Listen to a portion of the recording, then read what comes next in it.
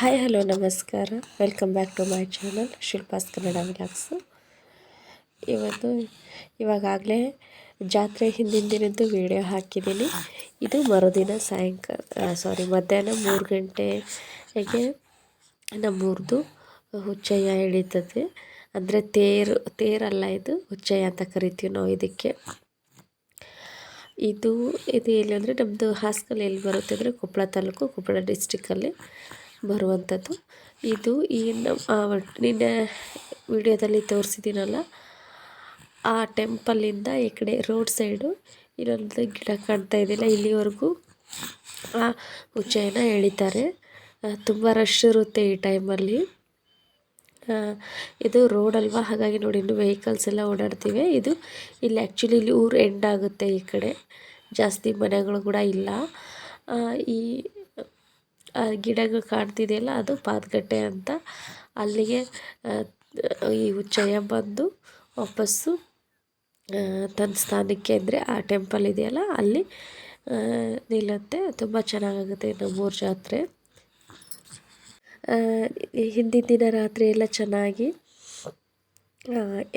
ರಾತ್ರಿ ಎಲ್ಲ ಎದ್ದು ಊಟಕ್ಕೆ, ಅಂದರೆ ಟಿಫಿನಿಗೆ ರಾತ್ರಿ ಎಲ್ಲ ಬಂದಿರ್ತಾರಲ್ಲ ಕೆಲಸ ಮಾಡೋಕ್ಕೆ, ದೇವಸ್ಥಾನದ ಕೆಲಸ ಅಂದರೆ ಜಾತ್ರೆ ಕೆಲಸಕ್ಕೆ ಎಲ್ಲರೂ ನಮ್ಮೂರು ಜನ ಬಂದಿರ್ತಾರೆ. ಅವರಿಗೆಲ್ಲ ಊಟದ ವ್ಯವಸ್ಥೆ ಎಲ್ಲ ಮಾಡಿ ರಾತ್ರಿ ಎಲ್ಲ ಯಾರೂ ಆಲ್ಮೋಸ್ಟ್ ಮಲಗೋದಿಲ್ಲ.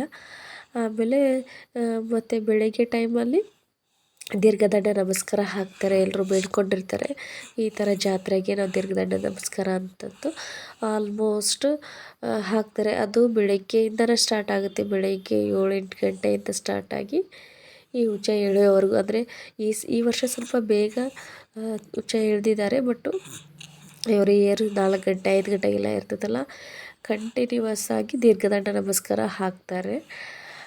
ಅದಕ್ಕೆ ಭಕ್ತರು ಬೇಡ್ಕೊಂಡಿರ್ತಾರಲ್ಲ ಆಂಜನೇಯ ಸ್ವಾಮಿಗೆ, ಅದೆಲ್ಲ ಮುಗಿದ ಮೇಲೆ ಈ ಹುಚ್ಚಯ್ಯನ ಎಳಿತಾರೆ. ಇದು ವಾಪಸ್ ಹೋಗೋಷ್ಟೊತ್ತಲ್ಲಿ ಕತ್ಲಾಗ್ಬಿಟ್ಟಿರುತ್ತೆ.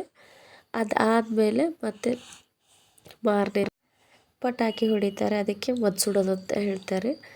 ಅದು ಕೂಡ ಕಲರ್ಫುಲ್ಲಾಗಿ ತುಂಬ ಚೆನ್ನಾಗಿರುತ್ತೆ. ಅದು ಒಂದು ಪ್ರೋಗ್ರಾಮ್ ಆಗಿರುತ್ತೆ. ಜಾತ್ರೆ ದಿನ ಈ ಜ್ಯೋತಿ ಬೆಳಗಿಸುವ ಕಾರ್ಯಕ್ರಮವನ್ನು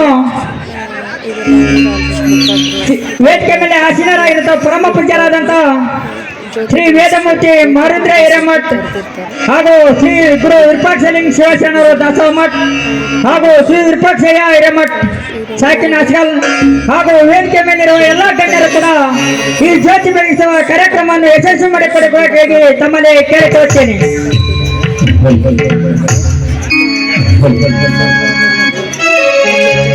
ದೀಪದಲ್ಲಿ ಕಾಣುತ್ತಿದೆ ಗುರು ಬಸವನ ನೋಡಿದರೆ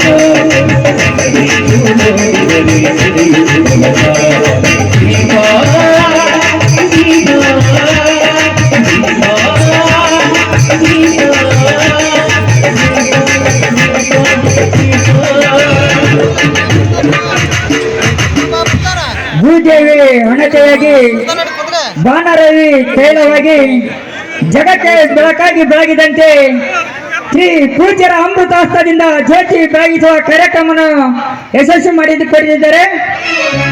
ಈಗ ಈ ನಾಟಕದ ಉದ್ಘಾಟನೆಯನ್ನು ಮಾಂಟೇಶ್ ಸಂಕಿ ಬಿಜೆಪಿ ಮುಖಂಡರು ಹಾಗೂ ಇಳಕಲ್ಗಡ ಪದವಿ ಪೂರ್ವ ಕಾಲೇಜಿನ ಉಪಾಧ್ಯಕ್ಷರು ಕೂಡ ಇವರು ನೆರವೇರಿಸಿಕೊಡಬೇಕಾಗಿ ಹಾಗೂ ವೇದಿಕೆ ಮೇಲಿರುವ ಎಲ್ಲ ಗಣ್ಯರು ಕೂಡ ನೆರವೇರಿಸಿಕೊಡಬೇಕಾಗಿ ತಮ್ಮಲ್ಲಿ ಕೇಳಿಕೊಳ್ಳುತ್ತೇನೆ.